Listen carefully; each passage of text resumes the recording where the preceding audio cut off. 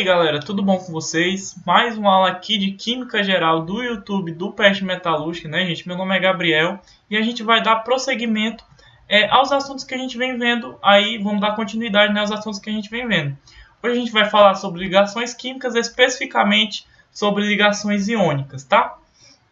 Primeiramente, gente, vocês já devem ter reparado, né, numa mesa de restaurante ou até mesmo na sua casa, o açúcar e o sal, né, que são compostos, né, são substâncias muito semelhantes, macroscopicamente falando, né? Só que se você for fazer uma análise microscópica, por exemplo, a gente pode perceber, ó, que o sal ele é formado pelo cloreto de sódio, né, sal de cozinha, o famoso que a gente conhece, e o açúcar ele é formado pela sacarose, que é a C12H22O11. Se você, por exemplo, apesar deles terem essas propriedades macroscópicas um pouco semelhantes, né, de visualização, as propriedades microscópicas, como eu falei, diferem um pouco. Como por exemplo, a propriedade de conduzir corrente elétrica. O sal, quando ele se dissolve na água, ele libera íons, né, Na e Cl-, e esses íons conduzem corrente elétrica, por exemplo. Já o açúcar, quando você dissolve na água, não tem esse mesmo efeito. Então, existem diferenças microscópicas que a gente chama de quê? Uma delas, né, entre o açúcar e o sal, de ligações. O sal, o NaCl, cloreto de sódio, ele apresenta uma ligação iônica, enquanto o açúcar apresenta uma ligação covalente. Então, é isso que a gente vai ver hoje. Como essas propriedades microscópicas, né, essa ligação entre átomos, ela influencia macroscopicamente falando, ou como ela acontece, ok? Sempre que átomos ou íons estão muito ligados a outros, dizemos que existe uma ligação química entre eles, tá? É justamente o que a gente acabou de falar. Existem três tipos de ligações químicas: iônica, covalente e metálica. Hoje, o nosso foco, né, a gente vai retratar sobre a ligação iônica, ok? Vamos lá. Primeiro a gente precisa entender dois pontos, gente, das ligações químicas. O primeiro são os símbolos de Lewis, né? Lewis ele inventou uma forma de se representar. Por quê? Vamos supor o enxofre. O enxofre tem um número atômico 16. A distribuição eletrônica do enxofre está aqui, ó. 1s2, 2s2, 2p6, 3s2, 3p6. Ou, como a gente aprendeu na aula de configuração eletrônica, né? A gente representa com um gás CN anterior, né? Que é o neônio no caso. Neônio 3s2, 3p4. Então, o que é que significa o símbolo de Lewis? O que é que ele fez? O símbolo de Lewis é uma forma de representar o átomo com seus elétrons de valência. Como assim? Por exemplo, quem são os elétrons de valência do enxofre? Ó, olha a distribuição do enxofre. São quem? Esses aqui, né, estão na última camada. Valência é a última camada. Então, é o 2 e é o 4. Então, são esses elétrons de valência. Então, somando, o enxofre ele tem 6 elétrons na camada de valência. Como é que eu represento isso? Com o símbolo de Lewis. Assim, ó. S. E ao redor do... S é o símbolo do enxofre, né? Nomenclatura. E como é que eu coloco esses elétrons de valência? Ó? Eu coloco um par de elétrons circuncindando o elemento. Cada ponto desse representa um elétron. Como ele tem 6 pontos. E aí surge outro ponto, né? O enxofre tem 6 elétrons. Pronto. Aí surge outro ponto, que é o quê? A regra do octeto. Que é o quê? Essa regra do octeto?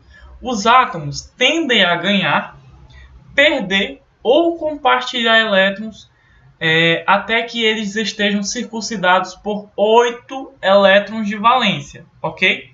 Então a regra do octeto diz o quê? Que para um átomo ele ficar estável, para esse átomo ficar estável, ele precisa de 8 elétrons na camada de valência.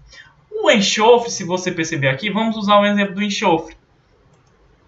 Se ele está com 6 elétrons na camada de valência, 6 elétrons de valência, ele precisa de 8 para ficar estável. O que teria que acontecer com esse enxofre? Ele teria que receber o quê? 2 elétrons de... Muito grande, né? Esse enxofre teria que receber 2 elétrons para ficar estável. E aí é isso que a gente vai ver hoje. Como, por exemplo, o enxofre poderia receber esses elétrons? De que forma? Ele pode perder, pode compartilhar ou pode ganhar. Nesse caso, né, ele precisa ganhar para ficar estável. Ok? Agora falando especificamente, a gente deu uma visão geral sobre o que é ligação química, agora vamos falar especificamente das ligações que existem, né? Hoje a gente vai falar, como eu já disse, sobre ligações iônicas. O que é uma ligação iônica? É quando eu tenho um metal mais um ametal. Um metal, por exemplo, lítio, sódio, potássio, com um ametal, cloro, flúor.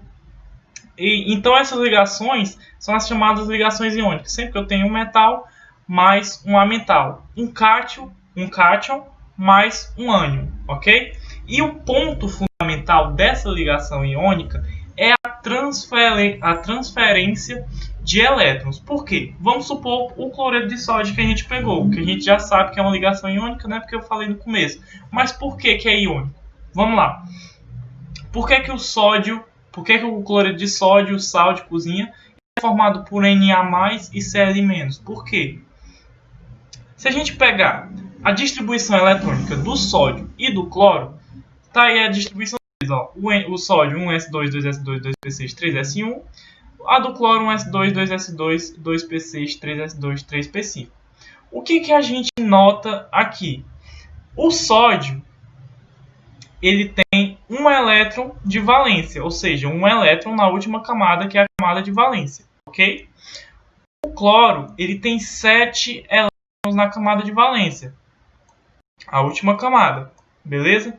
E aí, o que acontece? Lembra da regra do octeto. O que diz a regra do octeto? A regra do octeto diz que os átomos, para eles ficarem estáveis, eles buscam essa estabilidade, então eles tendem a perder, ganhar ou compartilhar elétrons para ficar com 8 elétrons na camada de valência.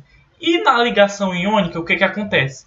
Um metal mais um ametal, um cátion mais um ânion, um vai ganhar elétrons e outro vai perder o elétron. Por isso que eu digo que tem uma transferência. Por quê? Porque um vai perder o elétron e o outro vai ganhar o elétron. Nesse exemplo, por exemplo, o que acontece? O Na, o Na ele tem um elétron de valência, não é isso? O Na tem um elétron. O cloro tem 7 elétrons de valência, né? Cada ponto desse representa um elétron. Então, o que falta para o cloro ficar estável? O cloro, ele precisa ganhar um elétron para ficar estável com 8. E o sódio? Ele precisa ganhar 7? Não. Por que ele não precisa ganhar 7? Porque basta ele perder esse elétron que ele tem para ele ficar estável com 8. Ó. Como assim? O cloro, o sódio, ele vai transferir esse elétron para cá, e agora esse elétron que era do sódio, agora é do cloro. O cloro, agora ele está estável, com 8 elétrons, e o Na também. Ó. Por quê? Porque esse elétron que tinha aqui não tem mais nessa camada, e agora ele está estável com 8 elétrons na última camada dele. Por quê? Porque ele perdeu um elétron e transferiu esse elétron para o cloro, e o cloro agora está estável com 8 elétrons, ok? E aí, ó, se a gente fosse representar em reação, como seria? Ó, desse jeito. Ó. O sódio transferindo um elétron para o cloro, aí vira o quê? O Na+. Esse Na+ significa o quê? Que ele perdeu um elétron, né? Mais um, ou seja, perdeu um elétron. E esse menos um, ou seja, ganhou um elétron. E esses colchetes no cloro servem para quê? Esses colchetes servem para dizer que esses elétrons, esses pontos, são exclusivamente do cloro, ok? E aí, né, essa ligação iônica, ela forma essa figura tridimensional, né? A estrutura cristalina do cloreto de sódio, cada um dos íons Na+ é envolto por 6 íons cloro-, e cada íon Cl- é envolto por 6 íons Na+. Então a gente forma essa estrutura tridimensional nessa ligação iônica, ok? A ligação iônica, gente, ela é uma atração muito estável, muito estável. Por quê? Porque existe ali uma atração eletrostática de cargas opostas. Já que eu tenho um cátion e um ânion, eu vou ter ali cargas opostas. E cargas opostas, segundo a lei de Coulomb, né? Segundo a lei de Coulomb, cargas opostas se atraem, né? Ele até tem a equação, né? Se a gente fosse aplicar isso nos elementos, nessa ligação iônica, esse K é uma constante, Q1 é a carga da partícula 1, Q2 é a carga da partícula 2. E D é a distância entre os centros dos átomos, ou seja, os seus núcleos, a distância entre seus núcleos. E aí o que acontece? Existe uma atração eletrostática e faz com que essas ligações iônicas elas sejam muito estáveis, ou seja, para você quebrar essa ligação iônica, né, para você transformar isso em íons gasosos, você demanda de o quê? Do que a gente chama de energia de rede. O que é energia de rede? É a energia necessária para separar completamente um molde composto sólido iônico em íons gasosos. Ou seja, para, digamos assim, quebrar essa ligação iônica e transformar aquilo em íons gasosos. Por exemplo, pegando ainda o cloreto de sódio. Quanto eu precisaria para transformar aquela estrutura tridimensional que a gente viu, aquele sólido iônico, o quanto de energia eu preciso para quebrar aquilo e transformar aquilo em íons gasosos? Ó. Eu preciso de 788 kJ por mol, né? Eu preciso absorver, né?